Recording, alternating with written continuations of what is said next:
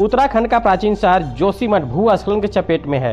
लगातार हो रहे लैंडस्लाइड्स की वजह से 700 घरों, होटलों और दुकानों में बड़ी बड़ी दरारें आ गई हैं। इसी वजह से वहां के लोगों को घर छोड़ने पर मजबूर होना पड़ रहा है। जोशीमठ हिंदू धर्म की मान्यताओं के अनुसार बेहद ही महत्वपूर्ण स्थान है, क्योंकि यही वह जगह है जहां आदि शंकराचार्य ने तपस्या कर दिव्य ज्योति प्राप्त की थी। इसके अलावा यहाँ 1200 साल पुराना नरसिंह देव का मंदिर भी स्थित है। आदि गुरु शंकराचार्य ने ही यहाँ पे नरसिंह देव की मूर्ति को स्थापित किया था। पिछले कुछ दिनों से जोशीमठ के घरों में लगातार दरारें की खबरें आ रही थी। बीते साल नवंबर में चर्चा शुरू हुआ था, लेकिन अब नेशनल लेवल पर चर्चा होने लगी है, वो भी तब जब मुख्य सड़क पर बड़ी दरारें आ गई हैं। घरों के ढह जाने का खतरा बढ़ गया है। स्थानीय लोग मशाल और जुलूस लेकर विरोध प्रदर्शन करने लगे हैं। जोशीमठ के मरवाड़ी में 6 जनवरी 2023 को पानी जमीन फाड़कर अचानक तेजी से बाहर निकलने लगा है। वहां के 35 भवनों को जल्दी जल्दी खाली कराया गया है, क्योंकि वहां पानी का जलस्तर 2 गुना हो गया था। कई लोगों ने अपना घर छोड़ के रिश्तेदारों के यहाँ पनाह ले ली है और प्रशासन ने भी एहतियात के तौर पर 93 मकान के लोगों को दूसरी जगह शिफ्ट कर दिया है। स्थानीय प्रशासन के मुताबिक इलाके के 561 घरों में दरारें आ चुकी हैं।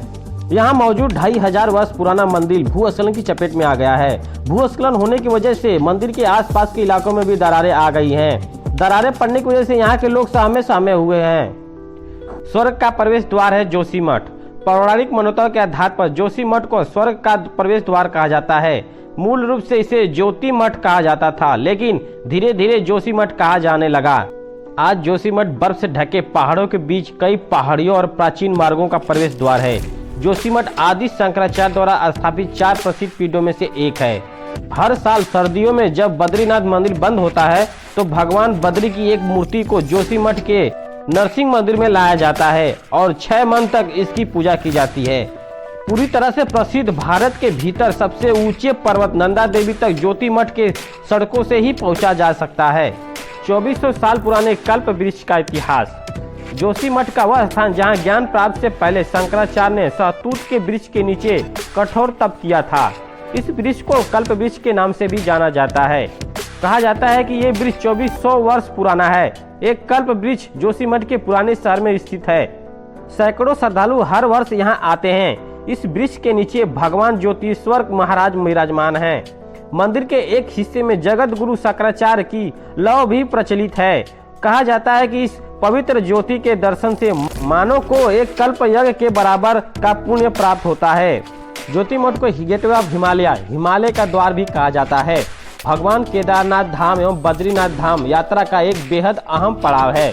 उत्तराखंड के प्राचीन इतिहास और पौराणिक स्थानों में से एक स्थान जोशीमठ को भी माना जाता है। उत्तराखंड के हरिद्वार बद्रीनाथ राजमार्ग पर बने जोशीमठ की स्थापना हजारों साल पहले आदि शंकराचार्य ने की थी। जोशीमठ का प्राचीन इतिहास। पांडुकेश्वर में पाए गए कत्यूरी राजा ललित के ताम्रपत्र के अनुसार जोशीमठ कत्यूरी राजाओं की राजधानी थी, जिसका उस समय का नाम कार्तिकेयपुर था। माना जाता है क्षत्रिय सेनापति कांतुरा वासुदेवा ने गढ़वाल के उत्तरी सीमा पर अपना शासन स्थापित किया था तथा जोशीमठ में अपनी राजधानी बनाई थी। वासुदेव कात्यूरी ही कत्यूरी वंश के संस्थापक थे, जिन्होंने 7वीं और 11वीं सदी के बीच कुमायूं गढ़वाल पर शासन किया था। लेकिन जोशीमठ पूरे भारतवर्ष में आदि शंकराचार्य के कारण ही प्रसिद्ध हुआ है। दरअसल जोशीमठ शब्द ज्योतिमठ शब्द से निकला है। इसे कभी कभी ज्योतिष पीठ भी कहते हैं। इसे 8वीं सदी में आदि शंकराचार्य ने स्थापित किया था। इसी स्थान पर उन्होंने शंकर भाष्य की रचना की थी, जो कि सनातन धर्म के सर्वाधिक महत्वपूर्ण ग्रंथों में से एक है। शंकराचार्य के जीवन के धार्मिक वर्णन के अनुसार सार भी ज्ञात होता है। उन्होंने इसके पास ही अपने 4 विद्यापीठों में से एक ही स्थापना की और इसे ज्योतिमठ नाम दिया था, जहां उन्होंने अपने शिष्य टोट को यह गद्दी सौंप दी। लगभग 365 वर्ष तक बंद रहने के कारण मठ का इतिहास के बारे में बहुत अधिक जानकारी नहीं मिल पाती है। दावेदार महंतों द्वारा परंपरागत जानकारी के अनुसार अंतिम शंकराचार्य के बाद के समय में स्वामी रामकृष्ण आश्रम का विवरण मिलता है, जो कि साल 1833 में यहाँ पर रहते थे। उस समय मठ की गद्दी खाली थी। संभवतः स्वामी रामकृष्ण के बाद कोई उपयुक्त व्यक्ति मिला ही नहीं, जो गोरखों के आक्रमण के कारण ऐसा हुआ था। बद्रीनाथ पथ पर एक महत्वपूर्ण धार्मिक केंद्र होने के अलावा जोशीमठ एक व्यापारिक केंद्र भी था। ऐतिहासिक दस्तावेजों के अनुसार साल 1882 में जोशीमठ माना नीति की सड़कों पर एक महत्वपूर्ण स्थान है। गढ़वाल के अन्य भागों की तरह जोशीमठ भी साल 1803 से 1815 के बीच गोरखों के अधीन रहा।